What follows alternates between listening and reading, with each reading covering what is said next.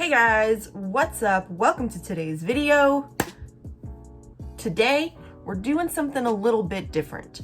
So you guys probably have seen all of the recent brand collaborations with like popular movies, TV shows, characters, etc., etc. I've talked about them in some of my recent like anti-haul new makeup video release videos. So I've been kind of pretty critical of these collections lately, and I hate it when I find myself just complaining about things without sort of offering any type of solution. You know, that's always kind of the thing. If you offer up a critique to somebody, you should also offer a solution or how they can improve or whatever, you know?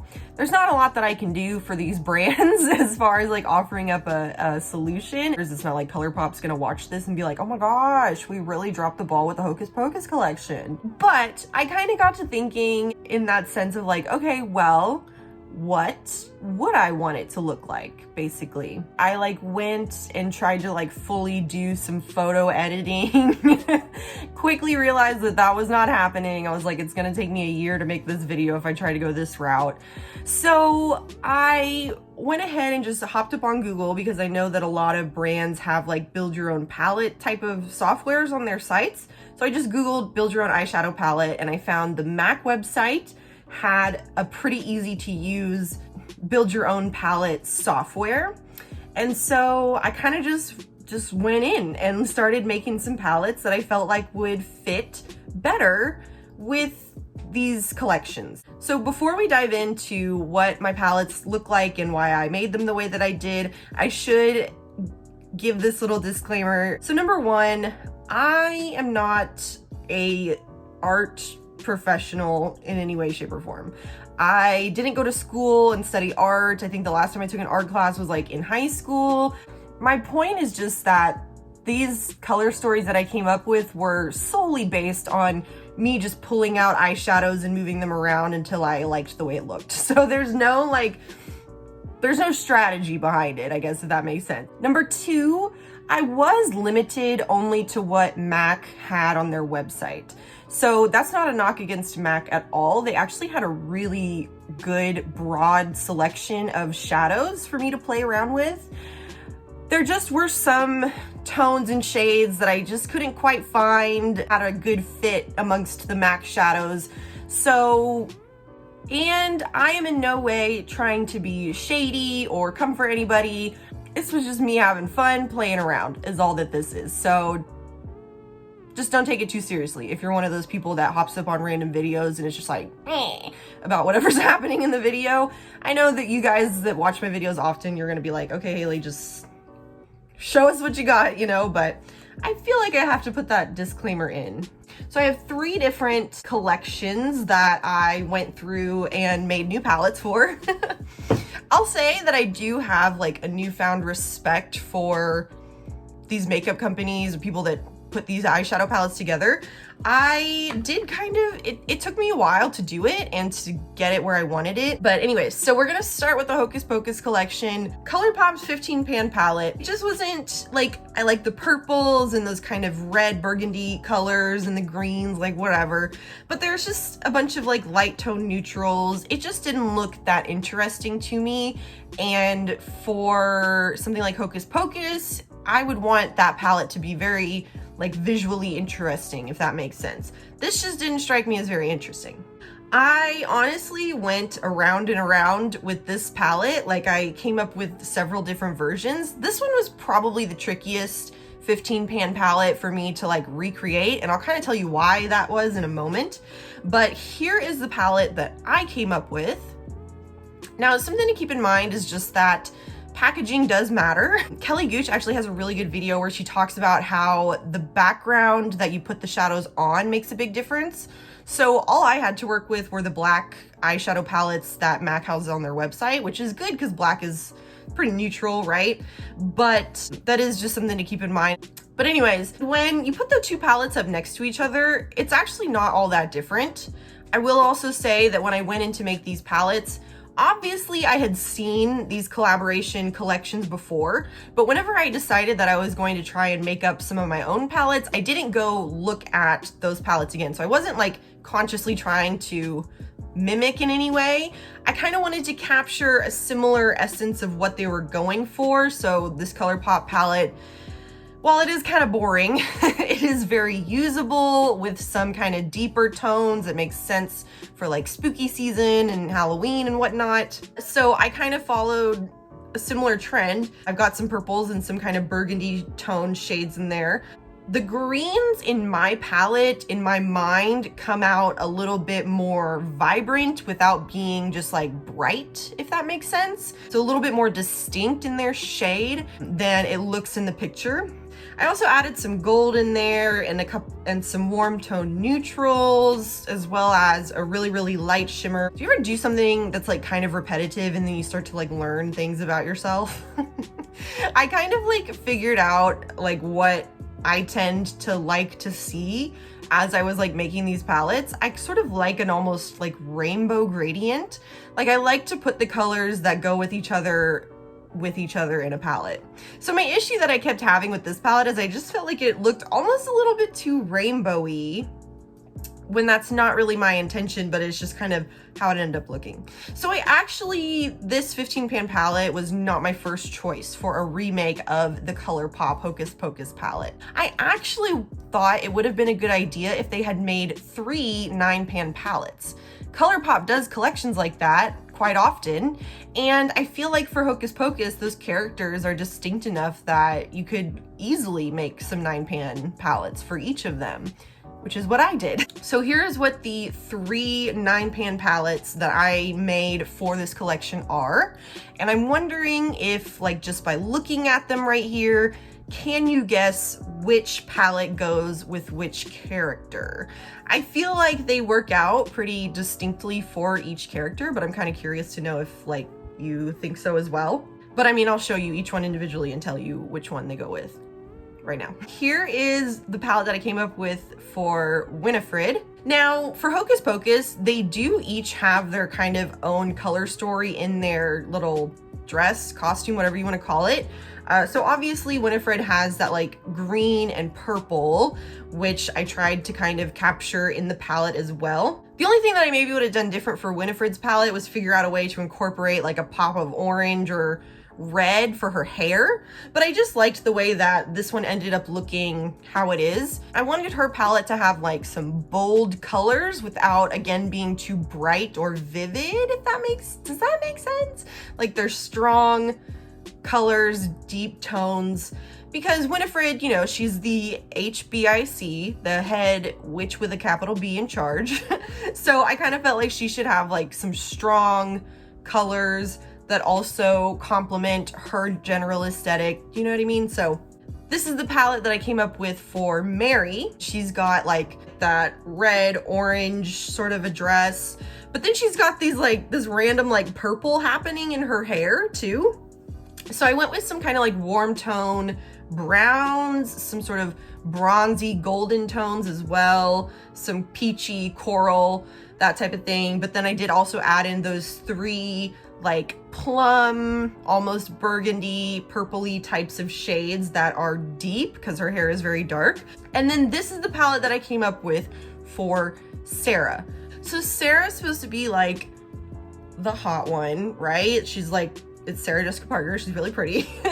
And her dress is also kind of red, but definitely leans more plum. It's darker, deeper toned. So I put in some of those like kind of vibrant red shades, as well as some burgundy shades, as well as some neutral, cooler toned, neutral brown shades, because she's like, you know, supposed to be like sexy, sultry. I don't know, I felt like it worked. And then that shade in the middle it just looks kind of white in the picture, but the way it was described on the MAC website was as like a white shimmer with a gold reflect type of a thing, which I felt like worked because all of their outfits kind of have a little bit of gold accent on it. I actually really liked the 3 9-pan palettes that I came up with. I felt like this would be more interesting for the collection. And like I said, I made these 3 9-pan palettes and I was kind of like, well, is that really a fair comparison to their 15-pan palette? So I went ahead and just pulled out some of the core shades from each 9-pan palette and put it into the 15-pan palette, which is how I ended up with this 15-pan palette. So I don't love the 15-pan palette as much as I like my 3 9-pan palettes, but I think that personally, again, on a personal level, I think that my 15-pan palette is more interesting than the Colourpop 15-pan palette. So, but of course, let me know what you guys think. All right, so then the next collection that I decided to remake was the Friends collection. So Makeup Revolution collabed with Friends and they came up with this collection. I really didn't like this. So again, the packaging does matter. And I thought that the packaging for the little 9-pan palettes was actually really cute. And the packaging for the big palette was kind of whatever. But I just didn't like these color stories. I didn't like the color stories just as like standalone color stories. I didn't like the color stories for the characters. And I just felt like it was just kind of disjointed and just sort of phoned in. Like they just kind of like threw some shadows in a pan and were like, that'll work. I will say that it all has some practicality to it, right? There's a lot of neutral shades in all 4 of these palettes. So there's that. I'm gonna start with the 9-pan palettes. Kind of like the opposite of the Hocus Pocus collection. I kind of like my big palette for the Friends collection better than I like my 9-pan palettes for the Friends collection. And I think that was just because it's kind of more difficult for Phoebe, Rachel, and Monica to like capture the essence of that character in a color story because they don't have as distinctive an aesthetic as they do in Hocus Pocus. That makes sense? But here is what my 3 9-pan palettes look like. And again, I'm curious, can you guess which palette goes with which character?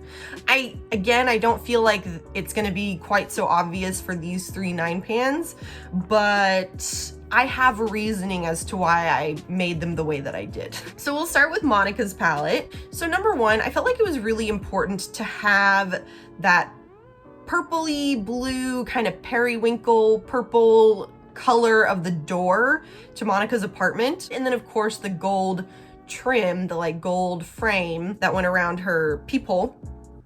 So I have that gold shadow in there, and then they didn't have a shade that like matched the color of that door very well on the MAC website. So I just put in some purples and some blues to kind of, you know, get that kind of look a little bit. So those are some fun shadows, right? But then Monica's also, she's very type A, right? Very practical, very clean, all that jazz. So I felt like she needed to have some practical shadows in her palette as well. So that top left one is just sort of a light toned shimmer. And then there's those 3 kind of cool-ish neutral brown shadows in there as well. And then this is the palette that I made for Rachel. Now there are a lot of vibrant shades in this palette, and so I feel like maybe you might have guessed that this would be Phoebe's palette, but I thought that this kind of worked for Rachel just because, sort of like Sarah in Hocus Pocus, she's kind of like the hot one.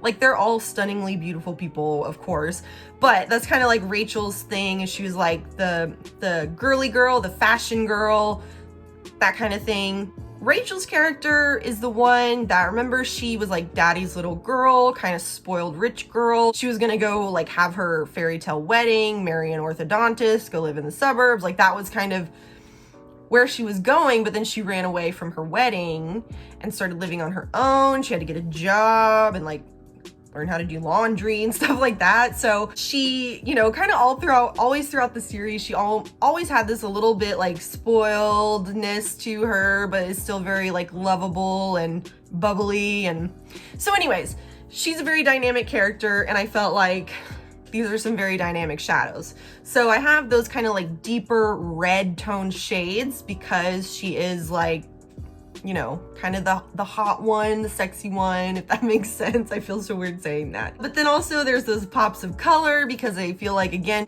she's very bubbly and personable, and, you know, people really like Rachel. So I like this palette. I don't know if this one works with Rachel quite as well as like some of my other palettes work with their characters, but let me know what you guys think. And then this is the palette that I made for Phoebe. So if you're thinking, Haley, did you purposefully use this picture of Phoebe so that it would complement the palette that you made for her? Absolutely I did. But I didn't go get this picture until after I made the palette. So I made this palette just with Phoebe in mind, and then I just so happened to find this picture that kind of complements my palette. Anyways, so this palette, it's a little bit quirky, but so is Phoebe. See what I did there? But it does have like some kind of, it's a very stark in contrast between like, there's a very cool toned side of it and a very warm toned side of it, right?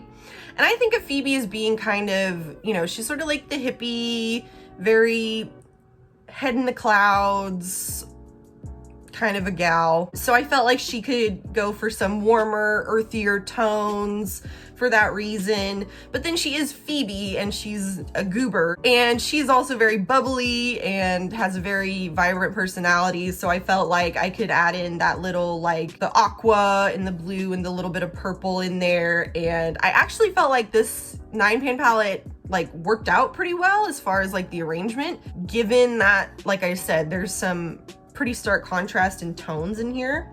So those are my 3 9-pan palettes for the Friends collection. That's what I would have done. So the big palette that they released for the Friends collection, number 1, I just felt like it was too big.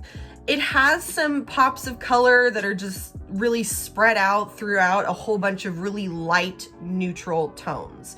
Like lots and lots of light neutral tones. So this palette really just did not appeal to me. They did have a 30-pan option on the MAC website, but I kind of felt like I just wanted to stick with the 15-pan gig for this Friends collection. So my palette is not quite as big as the palette that they made. I just made a 15-pan palette. But here is the palette that I came up with for the Friends collection. So I included like the purple and the gold again, because I felt like that is a huge part of the Friends aesthetic, right? Is that people on the door. And so I kind of understand like the pastel-ness of the Friends palettes that Makeup Revolution put out, just because Friends does have a little bit of a retro vibe, which is a little bit of a faded colors kind of vibe, hence pastel. So I definitely made sure to like keep it kind of light, but I feel like it's a fun color story. I just would be a lot more interested in buying this palette than I would be the Makeup Revolution palette. And then bam, that's my whole Friends collection. So let me know what you guys think about that one. I also recreated the Night Before Christmas palettes that I guess was also a Makeup Revolution collab. Sorry, Makeup Revolution, I'm really coming for your gig today. But here are the 2 palettes that Makeup Revolution put out for the Nightmare Before Christmas. By the way, in my anti-haul, I realized that I kept saying the night before Christmas, and I was like, Haley, are you stupid? It's the Nightmare Before Christmas, Night Before Christmas, something else entirely. But anyways, these are the 2 palettes that they made. The top one is the Jack palette, and looking at it now, it says Moonlight, Mischief, and Madness. And then the one on the bottom is the Sally palette, and it says Misfit Love, so maybe that's what it's called. But it's like basically the Jack and the Sally palette, right? So admittedly, it was a little tricky to make these palettes just because like the main aesthetic of Nightmare Before Christmas was kind of like black and white, especially for Jack, because he literally is just black and white. So it was a little bit trickier trying to capture the essence of these characters as well as the movie in these palettes. But here are the 2 palettes that I came up with for the Nightmare Before Christmas. So I went with 15-pan palettes for these 2 as well, just because again, I felt like Makeup Revolution's palettes were just too big. There was just too much. Have you ever heard of decision fatigue? It's a real thing. It's when you have too many choices that you have to make and you get decision fatigue. I definitely get that. And I feel like, you know, we all probably get that in our day-to-day. We really don't need to get that from our eyeshadow palettes too. Again, I'm wondering, can you guess which one is which? I would say probably. I feel like these 2 kind of match their characters pretty well. Let's take a closer look at each palette individually. So this is the Makeup Revolution Jack palette. I knew that these were a little bit practical just in the way that they had a bunch of, you know, neutral tones in them. And for the Jack palette, they really made it a lot more masculine, I would say. There's more blue, cooler tones, that kind of a thing. So it just, to me anyways, it does read a little bit more masculine anyways. And that is kind of what I was going for a little bit too with mine. Like I said, Jack is literally just black and white. black and white, there we go. So it was kind of hard to come up with an interesting color story based on that aesthetic, but this is the one that I came up with for Jack. So I made sure to include plenty of like deep toned shadows in there, but with some stark contrasts in color as well. Hence the like chartreuse green and then the aqua. I also included just a stark black matte shadow down in the bottom left corner. And the red on the side too, again, kind of leaning into like the masculine thing of him being the male character. I felt like that kind of enhanced that masculinity a little bit more, keeping those tones deep. I actually really like this palette. I think it looks really good. Okay, so then this was the Sally palette. So Sally does have a little bit more clear aesthetic just because her dress is pretty colorful and the colors are pretty distinct colors. Whenever I came up with my palette, I kind of tried to capture the essence of her aesthetic, like regarding her dress and everything, but I didn't want it to just look so blatantly like I was using the colors of her dress, if that makes sense.